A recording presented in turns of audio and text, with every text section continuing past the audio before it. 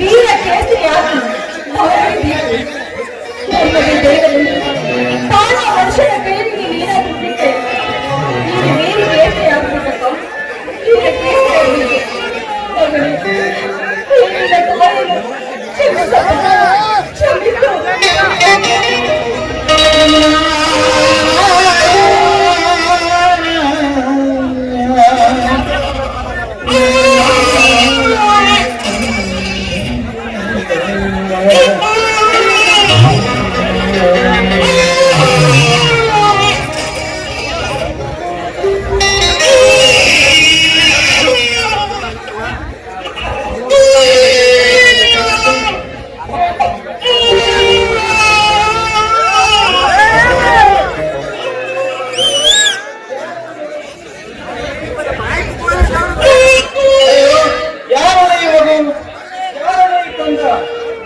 ಎಷ್ಟೊಂದು ಅಳುತ್ತದೆ ಯಾರಲ್ಲವೇ? ಅಯ್ಯೋ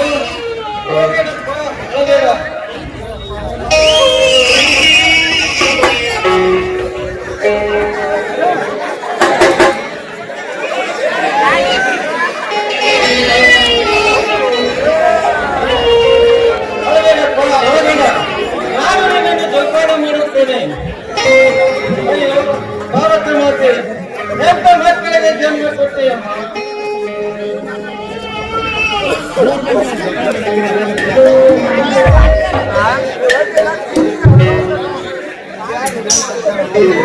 ಎಂತ ಮಕ್ಕಳಿಗೆ ಜನ್ಮ ಕೊಟ್ಟಮ್ಮ. ನಡೆಯಪ್ಪ ನನ್ನ ಮನೆಗೆ ಹೋಗೋಣ.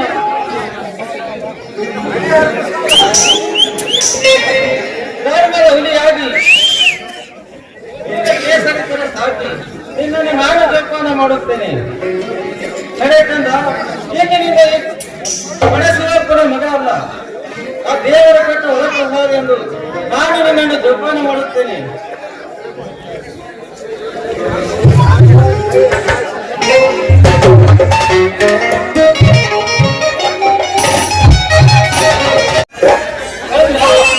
ಈಗಿನಿಂದ ನೀನು ಬೀದಿಯಲ್ಲಿ ಸಿಕ್ಕ ಕೋಶವಲ್ಲ, ಆ ದೇವರ ಕಟ್ಟ ಹೊರಪ್ರಸಾದ ಎಂದು ನಾನು ನಿನ್ನನ್ನು ಜೋಪಾನ ಮಾಡುತ್ತೇನೆ.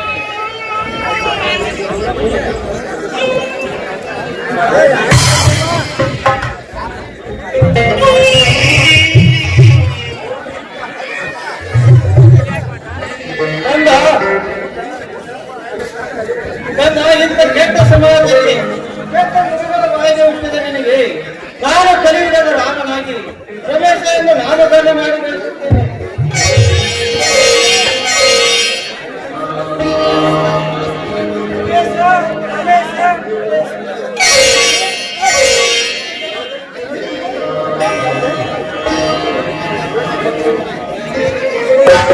ಧರ್ಮದ ಪೂಜೆಗೆ ಧರ್ಮದ ತುಟ್ಟಿಲು 25 ವರ್ಷಗಳ ನಂತರ ಶಿವಪ್ಪನ ಮನೆಯಲ್ಲಿ ಬೆಳೆದು ಇವನೇ ಒಬ್ಬ ನಾಯಕನಾಗಿ ಈ ನಾಟಕದಲ್ಲಿ ವೇದಿಕೆ ಮೇಲೆ ಆಗಮಿಸುತ್ತಿದ್ದಾನೆ. ಜೈ ಹಿಂದ್, ಜೈ ಕರ್ನಾಟಕ.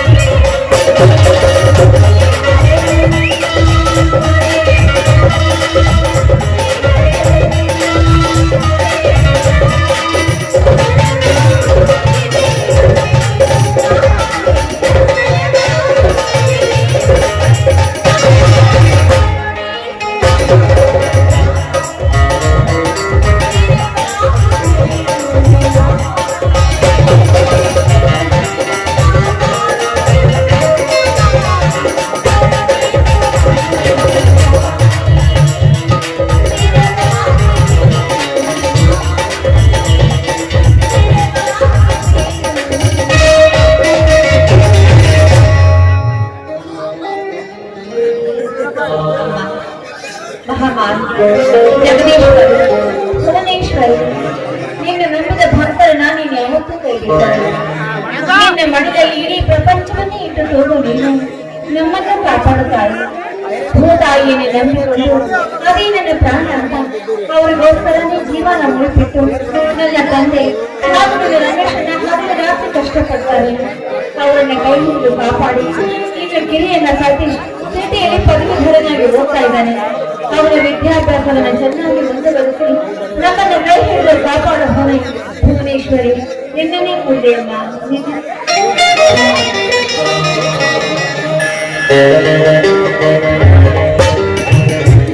ನಮ್ಮ ಮಗಳೇ ಸರಿತಾ, ನಿನ್ನ ಪೂಜೆ ಮೊದಲೇನಮ್ಮ? ಮಗಿತು ಬಾರಪ್ಪ, ತೆಗೆದುಕೋ ಪ್ರಸಾದವನ್ನು.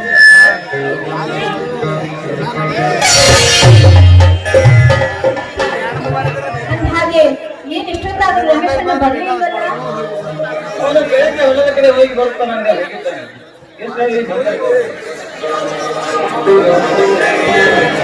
ಅಪ್ಪ, ನೀವನ್ನೋ ಮಾತು ನಿಜಾನೇ. ನಾವು ನಿಜವಾಗ್ಲು ಅಂಥ ಅಣ್ಣನ ಪಡೆಯಲು, ನೀನಂಥ ಮಗನ ಪಡೆಯಲು ಪುಣ್ಯ ಮಾಡಿರ್ಬೇಕು ಅಲ್ವೇನಪ್ಪ?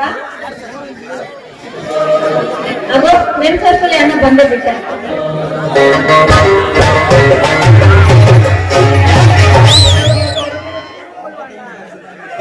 ಇನ್ಯಾರ್ಗಪ್ಪ, ನಿನ್ನ ವಿಷಯನೇ ಮಾತಾಡ್ತಾ ಇದ್ವಿ. ತೆಗೆದುಕೊಂಡ ಪ್ರಸಾದ. ಶುಭವಾಗಿ ಬಾಳ. ಅಣ್ಣ, 100 ವರ್ಷ ಅಷ್ಟೇ ಅಲ್ಲ, 1000 ವರ್ಷ ಜನಿಸಿ ಬಂದ್ರು ನಿನ್ನ ತಂಗಿಯಾಗಿ ಹುಟ್ಟಬೇಕೆಂಬುದೇ ನನ್ನ ಆಸೆ.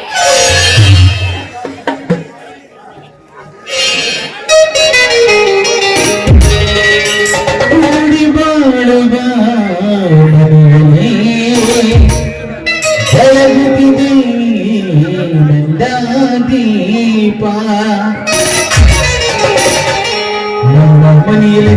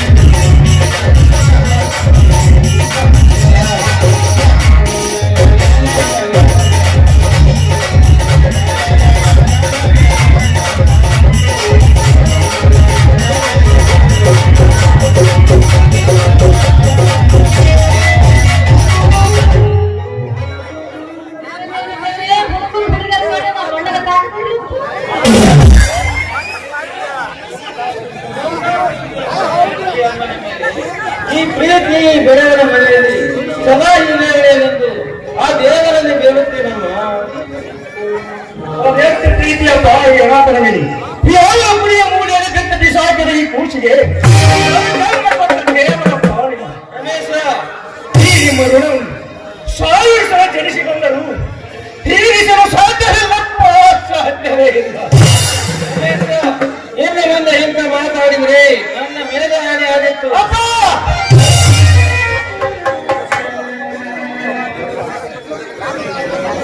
ಹೌದಪ್ಪ, ಆ ದೇವರ ಸಾಕ್ಷಿಯಾಗಿ ಹೇಳುವುದಪ್ಪ, ನೀವು ನನ್ನ ಪಾಲಿನ ದೇವರಪ್ಪ, ದೇವರು. ರಕ್ತ ಸಂಬಂಧವಿಲ್ಲದ ಸತೀಶನನ್ನು ನಿನ್ನ ಸ್ವಂತ ತಮ್ಮನಿಗಿಂತ ಹೆಚ್ಚಾಗಿ ನೋಡುತ್ತೀಯ. ಅದಲ್ಲದೆ ಅವನಿಗೆ ವಿದ್ಯಾದಾನ ಮಾಡಿದ ದೇವರಪ್ಪ, ದೇವರು. ಅದು ನನ್ನ ಕರ್ತವ್ಯಪ್ಪ. ನನ್ನ ತಮ್ಮ ಹೋಗಿ ಈ ಎಲ್ಲರ ನೋವಾಗಿ ದೊಡ್ಡ ಸಾಯಬಾರದು.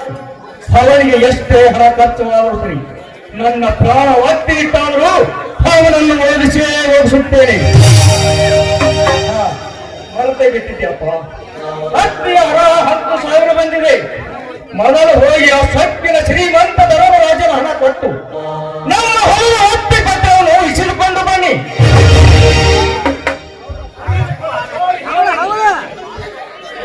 ಹೌದಪ್ಪ, ಈ ಹಣದಿಂದ ಆ ಶ್ರೀಮಂತರ ಹಣ ಮುಟ್ಟಿದ್ರೆ ಸಾಕು.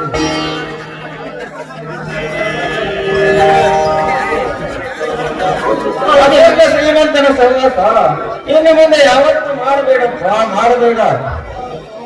ಅಂತರ ಸಹವಾಸವೆಂದರೆ ಮನೆಯಲ್ಲಿ ಕೆಂಡು ಇಟ್ಟುಕೊಂಡಂತೆ. ಹೌದಣ್ಣ, ಅಪ್ಪ ಹೇಳಿ ಮಾತು ಸತ್ಯ ಇದೆ. ದುಷ್ಟರನ್ನ ಕಂಡ್ರೆ ದೂರ ಇರ್ಬೇಕಂತೆ. ಇನ್ಮೇಲೆ ಅವ್ರ ಸವಾಸ ನಮಗೆ ಬೇಡ. ಆಯ್ತಮ್ಮ, ನಾನು ಬಯಸುವುದು ಅದೇ. ಆ ದುಷ್ಟ ಸೂರ್ಯ ಮಕ್ಕಳಿಂದ ಹಲವಾರು ಕಷ್ಟಪಟ್ಟಿದ್ದೇವೆ. ಅವರ ಪರಿಹಾರ ಇಂದು ಒದಗಿ ಬಂದಿದೆ. ಈ ಹಣ ಕೊಟ್ಟ ಮೇಲೆ ನೋಡು ಆ ಶ್ರೀಮಂತರ ಆಟವನ್ನು.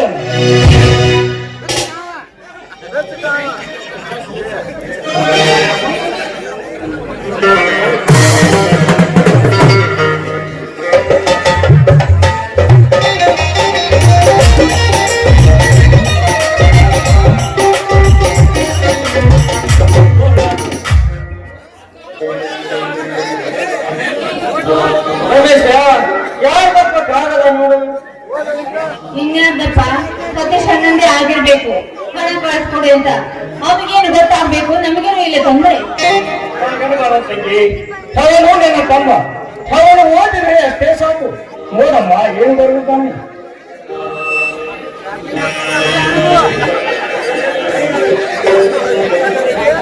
ಪೂಜ್ಯ ತಂದೆಯವರಿಗೆ ನಿಮ್ಮ ಮಗ ಸತೀಶ್ ಮಾಡುವ ಶಿರಸಾಷ್ಟಾಂಗ ನಮಸ್ಕಾರಗಳು. ನಾನು ಚೆನ್ನಾಗಿದ್ದೇನೆ. ನನ್ನ ಪರೀಕ್ಷೆ ಕೂಡ ಚೆನ್ನಾಗಿ ಬರೆದಿದ್ದೇನೆ. ಈಗ ಪತ್ರ ಬರೆಯಲು ಕಾರಣ ಏನಂದ್ರೆ ನನಗೆ ಅರ್ಜೆಂಟ್ ಆಗಿ 10,000 ಹಣ ಬೇಕು. ಬೇಗ ಕಳಿಸಿಕೊಡಿ. ಇದು ನಿಮ್ಮ ಮಗ ಸತೀಶ್. ಅವನಿ ಶ್ರೀಮಂತರಿಗೆ ಕೈ ಮುಗಿದು ಕೇಳಿಕೊಂಡರೆ ನಾವು ತಮ್ಮನಿಗೆ ಹಣ ಕಳಿಸೋಣ. ನಿಂತ್ಕೊಳ್ಳೋಣ. ನಮ್ಮನ್ನ ಕಂಡ್ರೆ ಕೆಂಡ ಕಾಲು ಆಸೋಕಾರ ಹಣ ಕೊಡ್ತಾನೆ.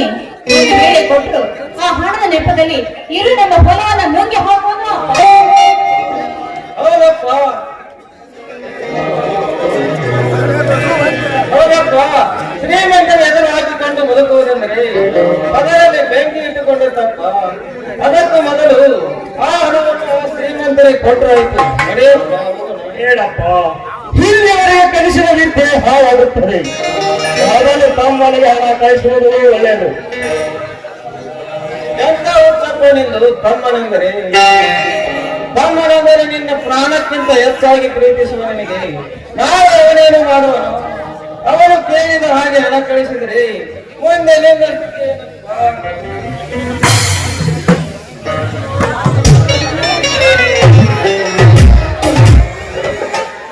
ನಮಸ್ಕಾರಿ ಶಿವಪ್ಪನವ್ರ. ನಮಸ್ಕಾರವ. ಏನು ಬಹಳ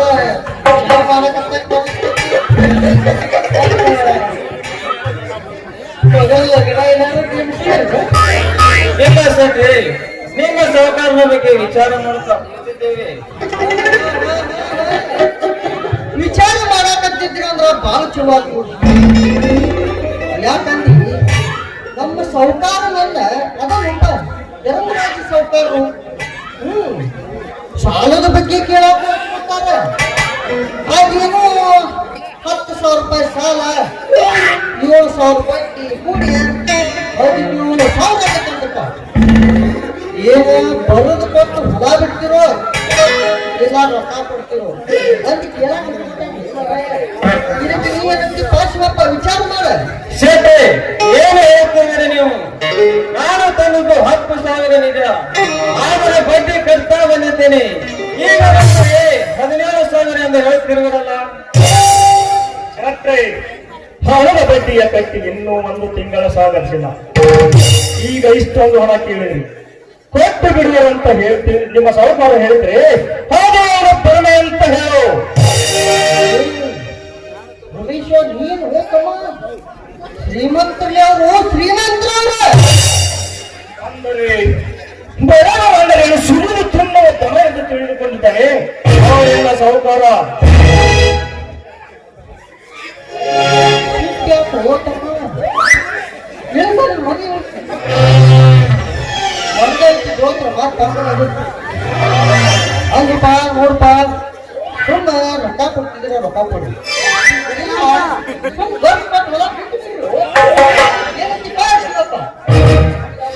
ಶೆಟ್ಟಿ ಎಂತ ಮಾತನಾಡುತ್ತಿರುವಿರಿ ನೀವು? 10,000ಕ್ಕೆ 10 ಲಕ್ಷದ ಕಿಮ್ಮತ್ತಿನ ಹೊಲ ಬಿಟ್ಟು ಕೊಡುವುದೇ?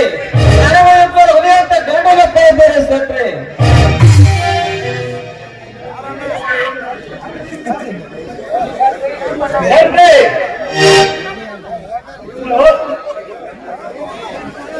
ನಿಮ್ಮ ಜೊತೆ ಏನು ಮಾತು?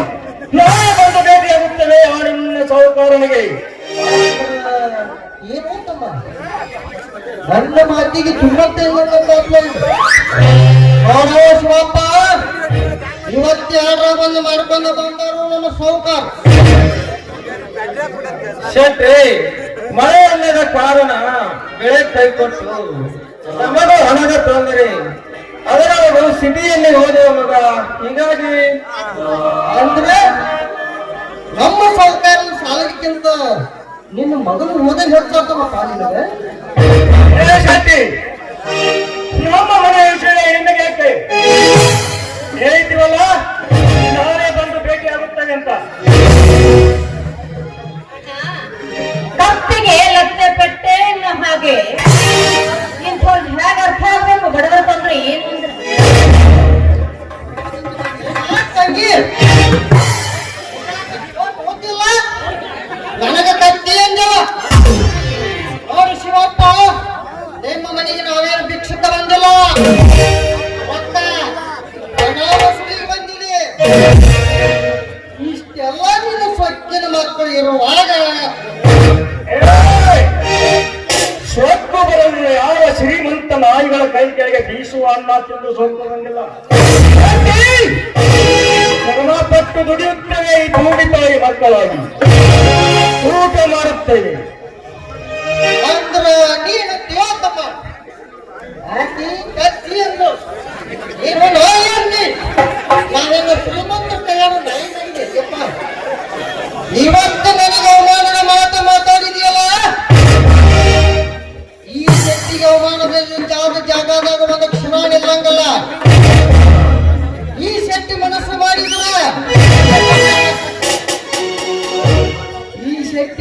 ಮಾಡಿದ್ರೆ ಬುದ್ಧಿ ಬೇರೆನೈತಿ. ಇನ್ನು ಮುಂದೆ ನೋಡೋಣ. ಹಾಗೆ ತಿಳಿಯಬೇಡಿ, ಏನೋ ಸಣ್ಣ ಮಕ್ಕಳು ಬಾಯಿ ತಪ್ಪು ಅಂದಿದ್ದಾವು ಅಷ್ಟೇ. ಈ ಸಣ್ಣ ಮಕ್ಕಳು ಅಲ್ಲೋ ಲಾಗಿ ಹಾಡು ವಯಸ್ಸಿನಾಗ ಲವ್ ಲವ್ ಲವ್ ಅಂತ ಇವು ಸಣ್ಣವ್ರ ಆಶೀರ್ವಾದ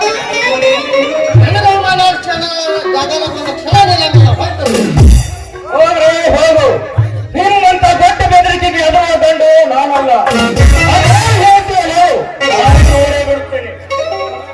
ಏತಪ್ಪ ನಾ ಯಾರು?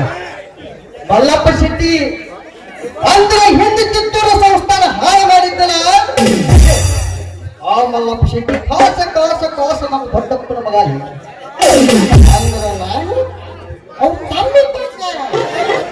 ಈ ಮಲ್ಲಪ್ಪ ಶೆಟ್ಟಿ ಇದರ ಹಾಕೋದು ಒಂದ, ಮತ್ತು ನಿಮ್ಮ ಮನೆಗೆ ನೀವ ಬೆಂಕಿ ಇಟ್ಕೋದು ಒಂದ.